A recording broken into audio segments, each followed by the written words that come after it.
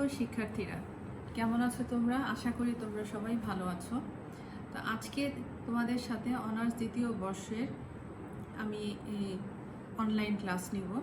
আজকের কোর্স কোডটা হচ্ছে PS202 আর কোর্সের শিরোনামটা হচ্ছে international politics theory and practice. তো আজকে তোমাদের সাথে আমি ওয়ার্ল্ড ব্যাংক বা বিশ্ব ব্যাংক নিয়ে আলোচনা করব। দ্বিতীয় বিশ্বযুদ্ধের আমরা জানি দ্বিতীয় বিশ্বযুদ্ধে সারা বিশ্বে প্রচুর ধ্বংসযজ্ঞ সাধন হয়েছে এবং বিশেষত যেই ঘটনাটি ঘটে যে 1944 সালে মার্কিন যুক্তরাষ্ট্রের নরম্যান্ডিতে একটি সামরিক ঘাঁটিতে বিমান হামলা হয় এবং সেই বিমান হামলায় প্রচুর প্রাণহানি ঘটে এবং এই যে একটি ধ্বংসযজ্ঞ স্থাপন করা হয়েছিল সেই সময়। তো এই কারণে সারা বিশ্বব্যাপী অর্থনৈতিক দিক থেকে এবং অর্থনৈতিক, সামরিক, রাজনৈতিক সকল দিক থেকে একটি ধ্বংসযজ্ঞ সেই সময় সাধন হয় এবং এই যে অর্থনৈতিক ক্ষেত্রে যে একটি বড় যে একটি ছন্দপতন ঘটে, সেই ছন্দপতন তাকে পুনরুত্থানের জন্য বিশ্ব নেতারা সেই সময় কিছু আন্তর্জাতিক সংগঠনের জন্ম দিয়েছিল। তো তার মধ্যে অন্যতম ছিল হচ্ছে বিশ্ব bank, world bank, IMF, ADB প্রমুখ যেই সকল সংস্থা, সেই সকল সংস্থা আমরা দেখি। তো এই যে এই সকল ধ্বংসযজ্ঞের ফলশ্রুতিতেই কিন্তু পরবর্তী সময় জাতিসংঘেরও জন্ম লাভ হয়। তো এই জন্য আমরা জাতিসংঘকে আমরা বলি যে একটি রাজনৈতিক সংগঠন আর বিশ্ব ব্যাংক হচ্ছে একটি অর্থনৈতিক সংগঠন। তো 1944 সালে যে একটি মার্কিন যুক্তরাষ্ট্রের নরম্যান্ডিতে যে একটি বিমান হামলা হয়, সেই বিমান হামলার ফলশ্রুতিতেই আমরা পরবর্তীতে বিশ্ব ব্যাংককে প্রতিষ্ঠিত হতে দেখি। এজন্য বিশ্ব ব্যাংক পুরোপুরিভাবে একটা আন্তর্জাতিক সংগঠন বা সংস্থা হিসেবে প্রতিষ্ঠা লাভ করে 1945 সালের 27শে ডিসেম্বর। তো সেই সময় দ্বিতীয় বিশ্বযুদ্ধের ধ্বংসলীলা এবং ধ্বংসপ্রাপ্ত অবস্থা থেকে পৃথিবীকে পুনরুত্থানের জন্য নিউ হ্যাম্পশায়ারের ব্রিটেন উডস নামক একটি স্থানে বিশ্বের 44টি দেশের রাষ্ট্রপ্রধান বা রাষ্ট্র নেতারা একটি সম্মেলনে মিলিত হয় এবং এই সম্মেলনের ফলশ্রুতিতেই কিন্তু পরবর্তীতে বিশ্ব ব্যাংক জন্ম লাভ করে। এখন এই যে বিশ্ব ব্যাংক 1945 সালে 27শে ডিসেম্বর আমরা বিশ্ব ব্যাংককে প্রতিষ্ঠা হতে দেখি, কিন্তু বিশ্ব ব্যাংক পুরোপুরিভাবে তার কার্যক্রম শুরু হয় 1946 সালের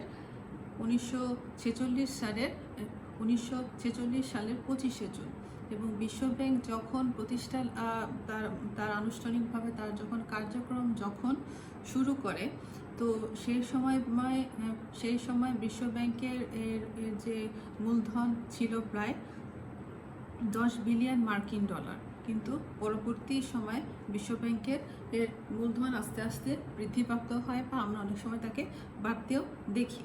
তো বিশ্ব ব্যাংকে সেই সময় প্রতিষ্ঠাতা যে সকল দেশের সরকার প্রধানরা ছিল, তার মধ্যে 44টি দেশের সরকার প্রধান সেই সম্মেলনে উপস্থিত ছিল এবং বিশ্ব ব্যাংকের যে আনুষ্ঠানিক তাকে আমরা বলতে পারি সদর দপ্তর, সেটি ওয়াশিংটন ডিসিতে অবস্থিত। তো বিশ্ব ব্যাংক যে সময় প্রতিষ্ঠা লাভ করেছিল, বিশ্ব ব্যাংক কিন্তু অন্যান্য সকল ব্যাংকের মতো কোনো আর্থিক কোনো প্রতিষ্ঠান নয়।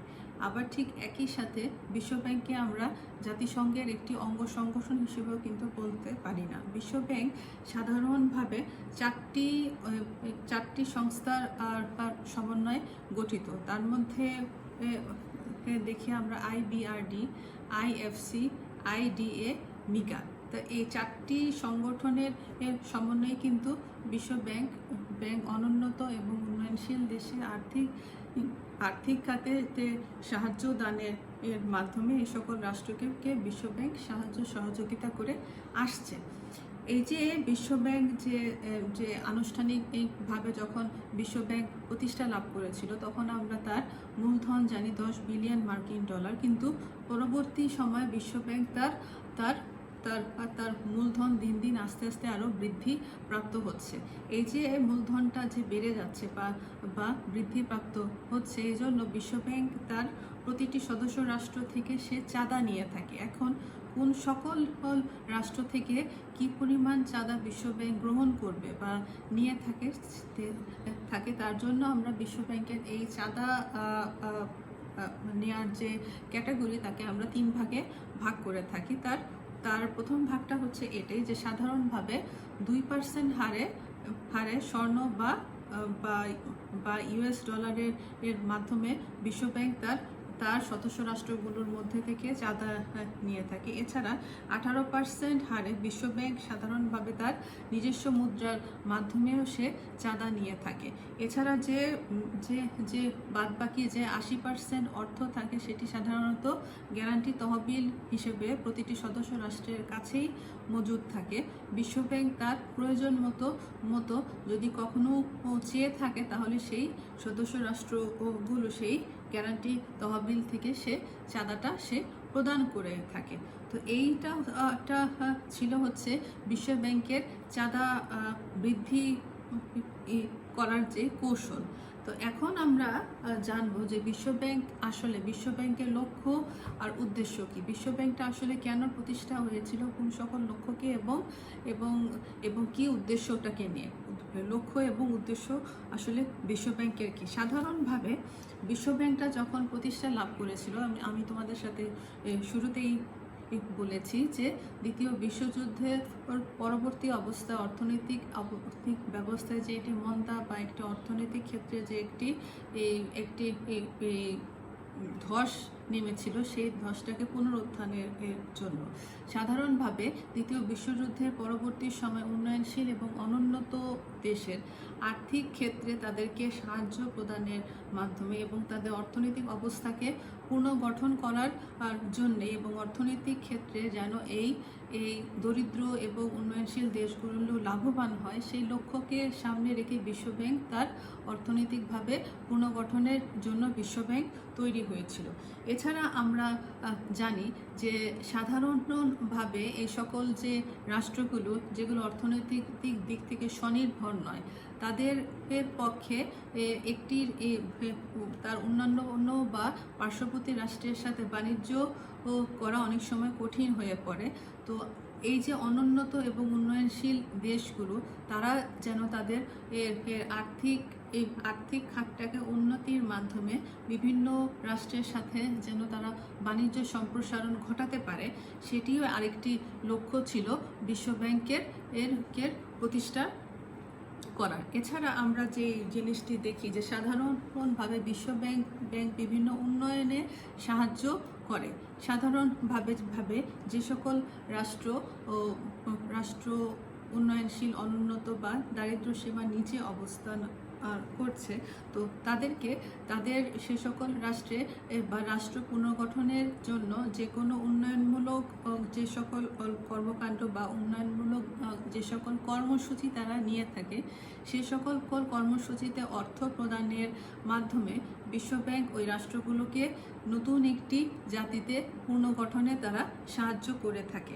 আরেকটি যেই প্রধান উদ্দেশ্য সেটি হচ্ছে গিয়ে অনুন্নত এবং উন্নয়নশীল দেশগুলোর তারা বিনিয়োগ বৃদ্ধিতে বিশ্বব্যাংক সাহায্য করে থাকে। আমরা জানি অনুন্নত এবং উন্নয়নশীল দেশে তাদের অর্থনৈতিক ক্ষেত্রে যে একটি প্রধান সমস্যা সেটি হচ্ছে গিয়ে তাদের দারিদ্র্যের দুষ্ট চক্র। সাধারণভাবে এই সকল রাষ্ট্রের জনসাধারণের সঞ্চয় কম থাকে। সঞ্চয় কম হবার কারণে তাদের যখন নিজস্ব ক্ষেত্রে বা নিজস্ব ব্যক্তিবিশেষ বা সম্প্রদায়ের মধ্যে তাদের নিজস্ব কোনো যখন সঞ্চয় থাকে না, তখন তাদেরও কিন্তু বিনিয়োগও কিন্তু কম থাকে। কারণ কি, তারা সেই সময় কোনো ব্যবসা বাণিজ্য বা কোনো আর্থিক প্রতিষ্ঠানে তাদের টাকার কম বলে তারা কিন্তু ব্যবসায়িক ক্ষেত্রে তারা কিন্তু বিনিয়োগও করে কম, এবং এই যে বিনিয়োগ কম করার কারণে কিন্তু তাদের যে উৎপাদন করার যে ক্ষমতাটা সেটিই কিন্তু কম থাকে।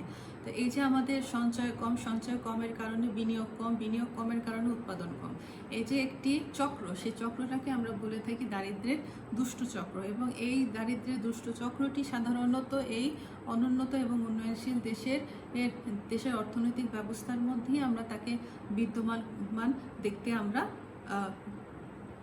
দেখে থাকি। তো এই যে এই দারিদ্র্যের দুষ্টু চক্রটাকে রোধ করে যেন এই উন্নয়নশীল রাষ্ট্রগুলো তারা যেন অর্থনৈতিক ক্ষেত্রে তারা যেন বিনিয়োগ করতে পারে, সেই বিনিয়োগটাকে বৃদ্ধি করার জন্য তাদেরকে কারিগরি এবং পরামর্শগত সকল প্রকারের সহযোগিতা এই বিশ্বব্যাংক করে থাকে। এছাড়া বিশ্বব্যাংক এই অনুন্নত এবং উন্নয়নশীল দেশের অর্থনীতিতে বা তাদের জাতি পুনর্গঠনে বিভিন্ন রাস্তাঘাট নির্মাণ বা কোনো ব্রিজ কালভার্ট বা কোনো বড় কোনো অর্থনৈতিক কোনো প্রকল্পকে সামনে রেখে তারা সে সকল খাতে তারা অর্থ বরাদ্দ দিয়ে থাকে। তো এই সকল লক্ষ্য এবং উদ্দেশ্যকে সামনে রেখেই কিন্তু বিশ্বব্যাংক প্রতিষ্ঠা লাভ করেছিল। এখন আমরা জানবো যে বিশ্বব্যাংকের আসলে কার্যাবলী কি, ফাংশনস অফ ওয়ার্ল্ড ব্যাংক। তো বিশ্বব্যাংক প্রতিষ্ঠা লাভ করে ছিল তাদের মূল উদ্দেশ্যটি ছিল হচ্ছে অনুন্নত এবং উন্নয়নশীল দেশের দারিদ্র্য সীমাটাকে লাঘব করা এবং তাদের অর্থনৈতিক চাকা বা অর্থনৈতিক ব্যবস্থাটাকে সচল করা। তো এই সচল করা এবং অর্থনৈতিক কর্মকাণ্ডকে তারা যেন আরও দ্রুতগতিতে সামনে এগিয়ে নিয়ে গিয়ে যেন উন্নত বিশ্বের সাথে তাল মিলিয়ে চলতে পারে, সেই উদ্দেশ্যকে সামনে রেখেই কিন্তু বিশ্বব্যাংক তার কার্যাবলীগুলো সম্পাদন করা শুরু করেছিল। তো এই লক্ষ্যকে সামনে রেখে জাতিসংঘের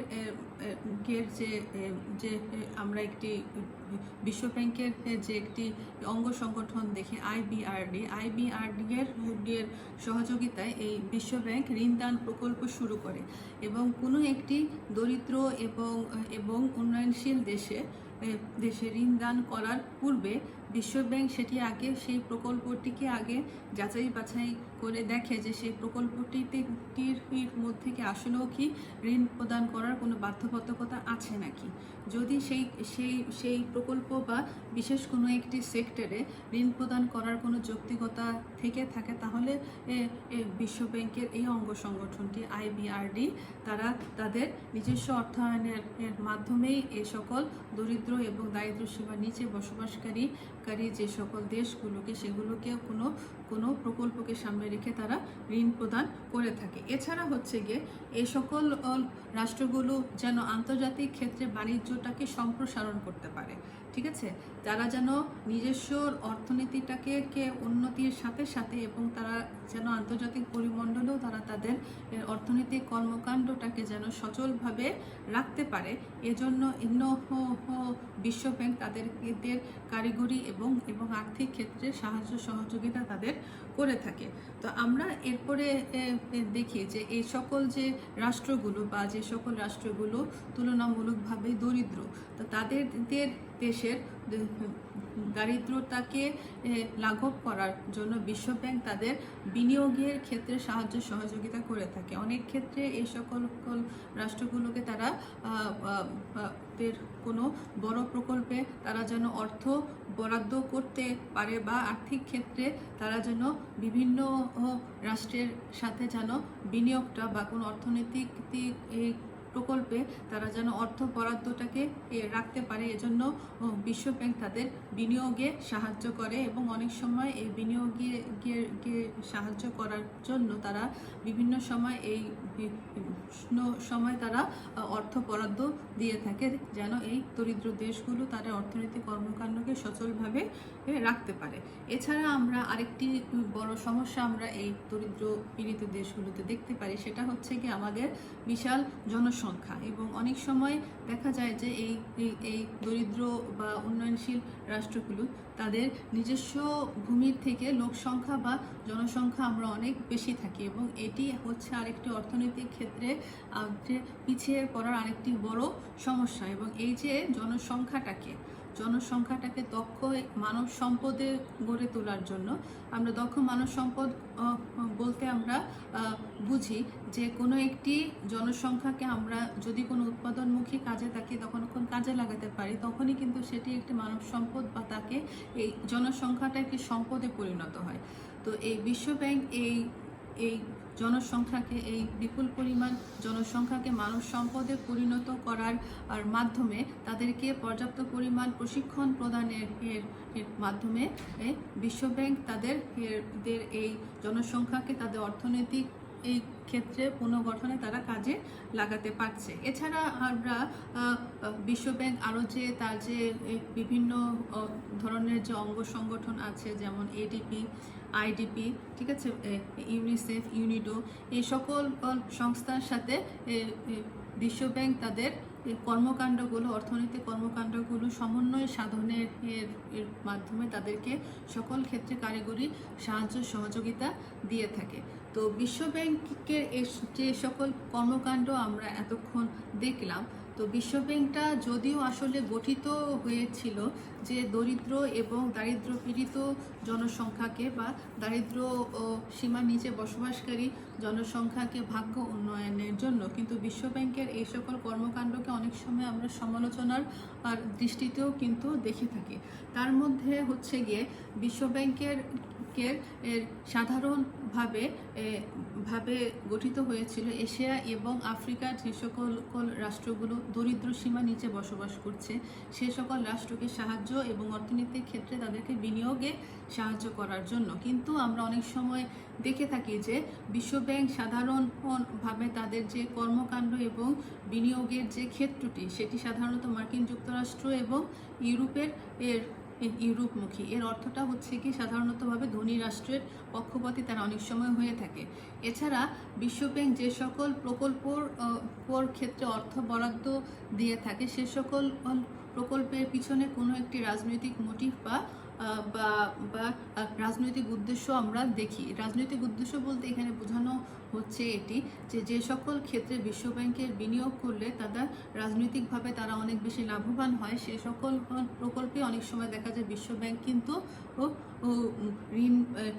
ঋণ প্রদান করে থাকে বা বিনিয়োগে সাহায্য করে থাকে। তো এই যে একটি বিশ্বব্যাংকের যে একটি বিতর্কিত ভূমিকা, সেই বিতর্কিত ভূমিকার কারণে বিশ্বব্যাংকের মূল উদ্দেশ্যটা কিন্তু অনেক সময় প্রশ্নবিদ্ধ হচ্ছে। কিন্তু তারপরও আমরা বলবো যে বিশ্বব্যাংক তার যে উদ্দেশ্য নিয়ে সে গঠিত হয়েছিল, সেই উদ্দেশ্যটা পুরোপুরিভাবে সফল না হলেও কিন্তু কিছু কিছু ক্ষেত্রে বিশ্বব্যাংক তার কর্মকাণ্ড সাধনের মাধ্যমে অনেক দেশকে কিন্তু জাতিতে পুনর্গঠনে সাহায্য করেছে। যেমন আমরা দেখব যে 1971 সালে বাংলাদেশ 71 সালের পরবর্তী সময় বাংলাদেশ যখন যুদ্ধবিধ্বস্ত দেশ ছিল, তো 1972 সালে বাংলাদেশ যখন বিশ্বব্যাংকের সদস্যপদ লাভ করে, তখন এই একটি যুদ্ধ বিধ্বস্ত বা যুদ্ধে ধ্বংসপ্রাপ্ত যে একটি দেশকে, সেই দেশটিকে জাতিতে পুনর্গঠনের জন্য আমাদের দেশে তারা রাস্তাঘাট, ব্রিজ, কালভার্ট নির্মাণে তারা অর্থ সাহায্য দিয়ে থাকে। তো এই ধরনের আরও যদি আমরা অনেক খুঁজে দেখি, তো এই ধরনের আমরা আরও অনেক উদাহরণ পাবো। তো যদিও বিশ্বব্যাংকের মূল উদ্দেশ্য প্রশ্নবিদ্ধ, কিন্তু তারপরেও আমরা বলবো যে বিশ্বব্যাংকে আরও অনেক বেশি সচল হতে হবে, বিশ্বব্যাংকে আরও অনেক বেশি কার্যকরী ভূমিকা অবতীর্ণ হতে হবে। বিশ্বব্যাংকের কর্মকাণ্ডকে যেন প্রশ্নবিদ্ধ না হয়, বিশ্বব্যাংককে একটি নিরপেক্ষ ভূমিকা অবতীর্ণ হয়ে তার অর্থনৈতিক কর্মকাণ্ড এবং চালিয়ে যাওয়ার জন্য দরিদ্র এবং ধনী দেশের মধ্যে যেন বৈষম্য না ঘটায়, ঠিক আছে, এই ধরনের কিছু নীতি গ্রহণের মাধ্যমে বিশ্বব্যাংকে আরও কার্যকরী ভূমিকা অবতীর্ণ হতে হবে। তো আজ এই পর্যন্তই। আগামী ক্লাসের তোমাদের সাথে আরেকটি নতুন টপিকস নিয়ে আলোচনা করব। সেই পর্যন্ত সবাই ভালো থাকো, সুস্থ থাকো। ধন্যবাদ।